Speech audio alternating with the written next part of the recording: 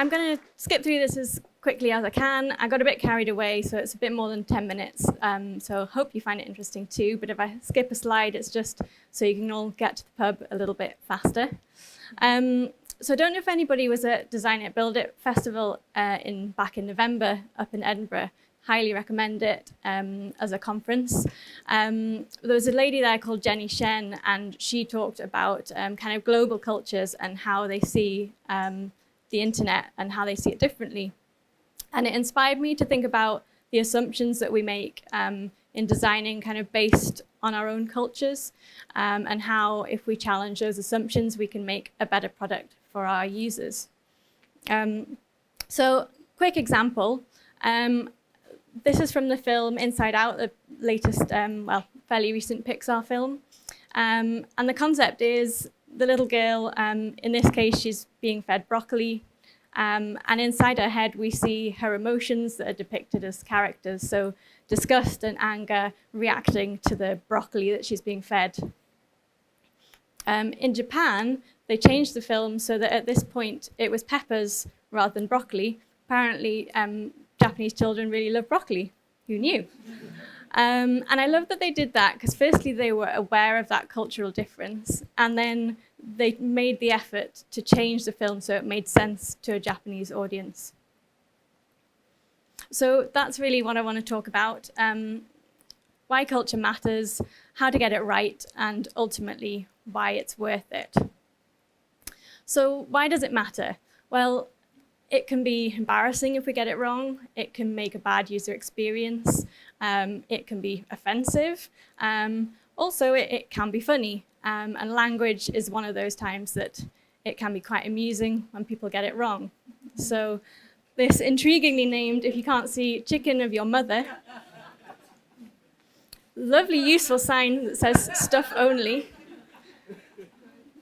Sign on a printer. Do not use the problem. And the next one is my favorite. It's a platter of meatballs in a hotel. And the sign says, Paul is dead. Paul, I don't think you should try those meatballs. So there's a lot of instances where it can be funny, but it can also be offensive. And this is an example of a mistake that I made many years ago. In putting language flags on a website. I don't know if you can see from this small size. I'm trying to make myself look better because in my defense it was quite small. But if you zoom in, that is the Spanish flag, but it's the Spanish flag that was used during the reign of Franco, who was a fascist dictator in Spain. So fairly inappropriate. Luckily, didn't make it onto the site. Thankfully for me, somebody spotted it and picked it up.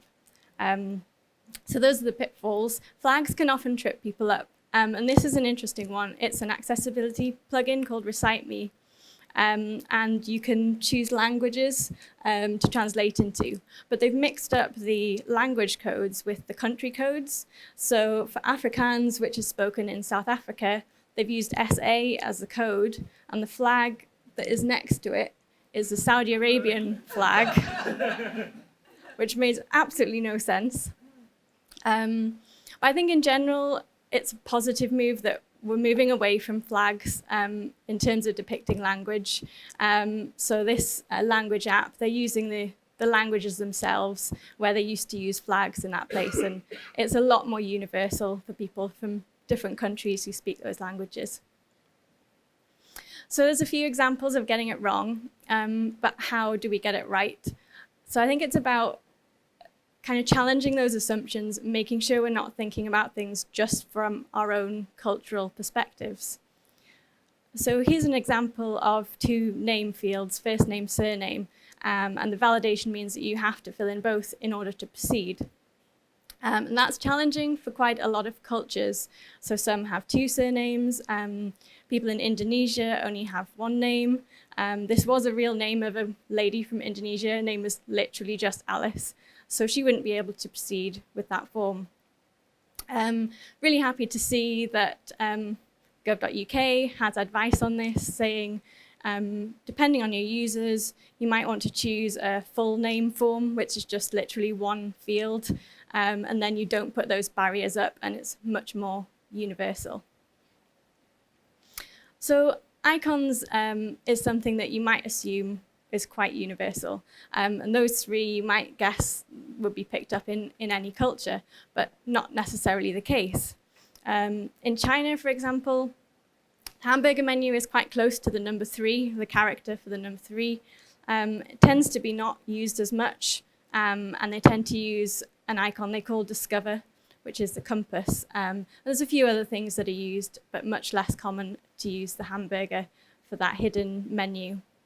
In India, in rural parts of India, I'm going to talk to you a bit later about Amazon and how they've moved into those areas. They found these two symbols quite difficult. So the search icon, people thought it was a tiny ping pong bat, which I really love. I'm never going to see it in the same way ever again. And they solved that by just labeling it so people understood what it was for. The shopping cart, if you live in a rural part of the world where you've never gone to a large supermarket and put something into a trolley, that has no kind of cultural meaning for you. So they changed that in many places to a shopping bag, which is much more universal. Really quickly, I want to cover something that lady at Design It, Build It covered, which is kind of visual context for different cultures. So this is Firefox's page in the US and in China. And different cultures respond very differently to kind of cultural context. So some cultures like the kind of pared back minimal feel. I guess Scandinavian countries are kind of the epitome of that. Other cultures, if you imagine going to kind of Tokyo, it can be very overwhelming for us, the kind of advertising, the lights and the imagery. But that's a sort of cultural visual that people are much more comfortable with. The other reason that a lot of Chinese sites are quite text heavy and quite complex compared to ours is that it can take longer to type in a kind of a query in Chinese. So a lot of the sites are optimized for browsing rather than for search. So again, it's that appreciation of the differences of design and approaching it in a way that works for our users. So why is it worth it? I think I've shown that we can engage with our users so much better. We can make things more usable for them. Ultimately, we can avoid embarrassing ourselves by understanding the cultural context. But I think we can actually go a lot further than that. So I wanted to ask a question, which is, what can we gain by taking the time to understand people that live really, really different lives to ourselves? So as an example, 47 million mobile internet users in rural India.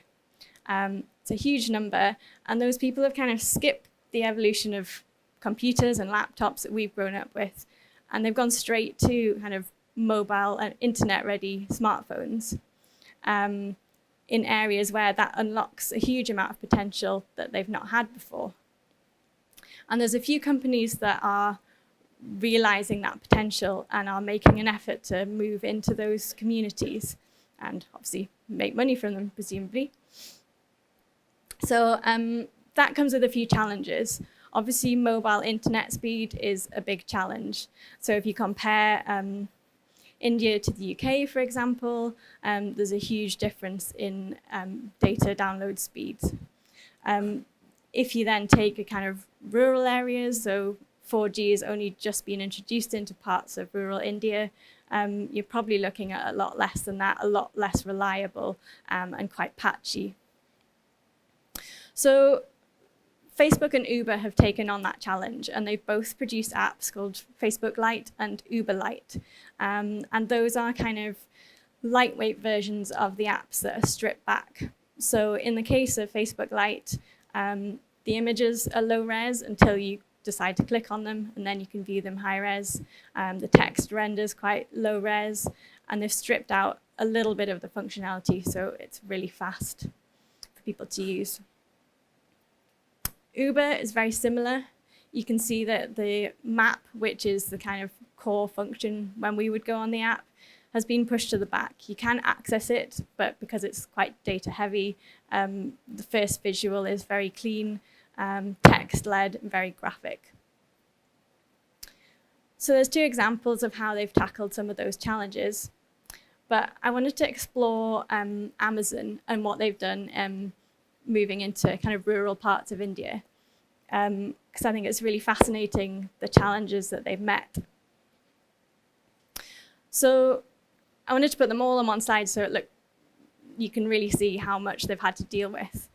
So very basic smartphones, poor internet connection, multiple languages and low literacy rates, lacking kind of experience of shopping online, inconsistent banking. Some people don't have bank accounts, and in some cases, people don't have full postal addresses.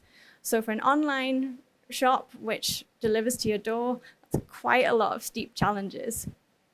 And if you're doing like a due diligence on a business, you would probably think, what's the point? But they've taken each one and they've tackled it really well. So I'm just going to pick out a few, show you what approach they've taken. So multiple languages. I think Amazon in India was used in English quite a lot, but in more rural communities, Hindi and other languages would be the first languages. So they've started to translate the site into other languages. But they've also used these kind of graphics to represent the different categories. So I went on my phone and tried to see if I could navigate the site in its Hindi version to see whether those graphic elements were kind of enough to help me through the site. So I clicked on this that looked like kind of household goods, whoops. And sure enough, I got these categories which were then depicted with images. So I presumed that the pots and pans were kind of household goods. There's a living room up there for kind of homewares, cleaning stuff down bottom right, dog and cat at the bottom right. Slightly concerning that you could order a pet online. Turned out to be pet food, so that was fine. So that worked really well. And to give you that extra bit of guidance, I already explained that there were challenges with some of the icons, people weren't recognizing them. When you go on the app, you get these kind of tool tips that pop up and start to explain the different elements. The thing I really, really loved was these physical shops that they've started to set up. So quite counterintuitive to have a physical store to go in and buy something online. But that's what Amazon have done across a lot of parts of rural India. And it's quite clever. So you go in and somebody talks you through and helps you to buy something. And if you imagine you've never paid out money to get something kind of virtual in return that doesn't arrive until several weeks later, it's quite a big leap of faith. So doing it with someone there gives you that confidence. And at the same time, you're learning how to shop online. So eventually you can do that yourself without the help of someone else. So it's quite clever and quite an investment from Amazon to do that. Postal addresses is the final one. You can see that there's a use my current location, so you can just pinpoint where you are and get access to your address really easily. They've also trained local people who know their areas and their communities really well. So they'll know that so-and-so who lives behind the temple, they'll know exactly where he lives and where to deliver his goods to. So it's a huge amount of effort, and we're talking kind of like a t-shirt, a couple of pairs of socks, and to have a physical store and to train people to go out on motorbikes. It's a lot of investment from Amazon in terms of delivering quite small items. But it's the volume and that kind of untapped market that they're obviously going after. So last year, there were 7 billion gross sales from Amazon. In the next 3 years, they think that will triple. And 80% of that is outside of India's big cities. So those t-shirts and those pairs of socks are opening up a huge market for Amazon. Don't know what you think of Amazon taking over the world. Probably not much. But it is opening up a lot of local businesses selling, so they're really pushing the selling on Amazon and kind of opening up opportunities there. So hopefully there's some good along with the world domination of Amazon. So hopefully that has kind of explained why cultures matter, how to get it right, and ultimately why it's worth it.